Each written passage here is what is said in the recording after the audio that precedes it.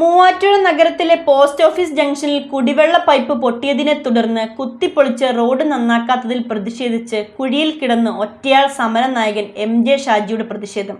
മാസങ്ങളായി റോഡ് ഈ അവസ്ഥയിലായിട്ട് നിരവധി അപകടങ്ങൾ നടന്നിട്ടും യാതൊരു നടപടിയും ഇതുവരെ അധികൃതർ സ്വീകരിച്ചിട്ടില്ല. ഈ സാഹചര്യത്തിലാണ് MJ ഷാജി വ്യത്യസ്തമായ പ്രതിഷേധവുമായി രംഗത്ത് വന്നത്. മൂവാറ്റുപുഴ നഗരത്തിലെ കുടിവെള്ള പൈപ്പ് പൊട്ടിയതിനെ തുടർന്ന് വെട്ടിപ്പൊളിച്ച റോഡ് നന്നാക്കാത്തതിനെതിരെ ഒറ്റയാൾ സമരനായകൻ MJ ഷാജിയുടെ വ്യത്യസ്തമായ പ്രതിഷേധം. മൂവാറ്റുപുഴ പോസ്റ്റ് ഓഫീസ് ജംഗ്ഷനിലാണ് മാസങ്ങൾക്ക് മുൻപ് പൈപ്പ് പൊട്ടി റോഡ് തകർന്നതിനെ തുടർന്ന് പൈപ്പ് നന്നാക്കുന്നതിനായി വാട്ടർ അതോറിറ്റി ഉദ്യോഗസ്ഥർ വലിയ അളവിൽ റോഡ് കുഴിക്കുകയും പൈപ്പ് നന്നാക്കുകയും ചെയ്തത്.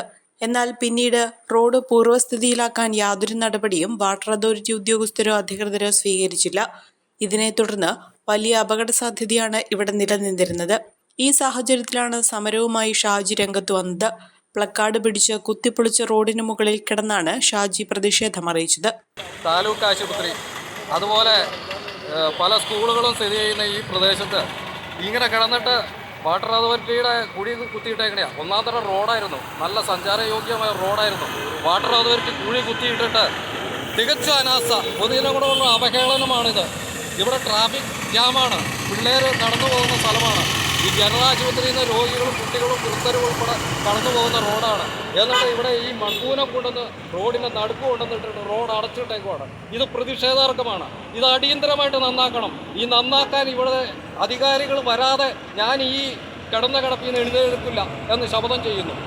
അധികാരികൾ എനിക്ക് ഉറപ്പ് തരണം, ഈ റോഡ് നന്നാക്കി സഞ്ചാര യോഗ്യമാക്കുമെന്ന്. മൂവാറ്റുപുഴ നഗരത്തിലെ തന്നെ ഏറ്റവും തിരക്കുള്ള ജംഗ്ഷനുകളിലൊന്നാണ് പോസ്റ്റ് ഓഫീസ് ജംഗ്ഷൻ. ഇവിടെയാണ് മാസങ്ങളായി ഇത്തരത്തിൽ അധികൃതരുടെ അനാസ്ഥയെ തുടർന്ന് റോഡ് ടാറിംഗ് നടത്താത്തത്. വാട്ടർ അതോറിറ്റി ഉദ്യോഗസ്ഥർ പല ന്യായീകരണങ്ങളും നടത്തിയെങ്കിലും ഇതുവരെയും റോഡ് നന്നാക്കുന്നതിന് സാധിച്ചിട്ടില്ല.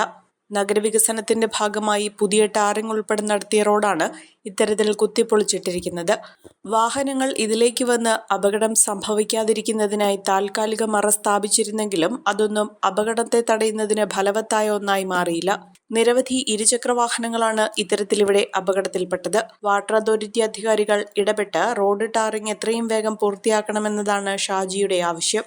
അഹല്യയിലെ വിദഗ്ധരായ ഡോക്ടർമാരുടെ ചികിത്സ കൊണ്ട് എനിക്ക് എന്റെ കാഴ്ചശക്തി പൂർണ്ണമായും തിരിച്ചു കിട്ടി. ഇപ്പൊ എനിക്ക് ഈസിയായി വായിക്കാം.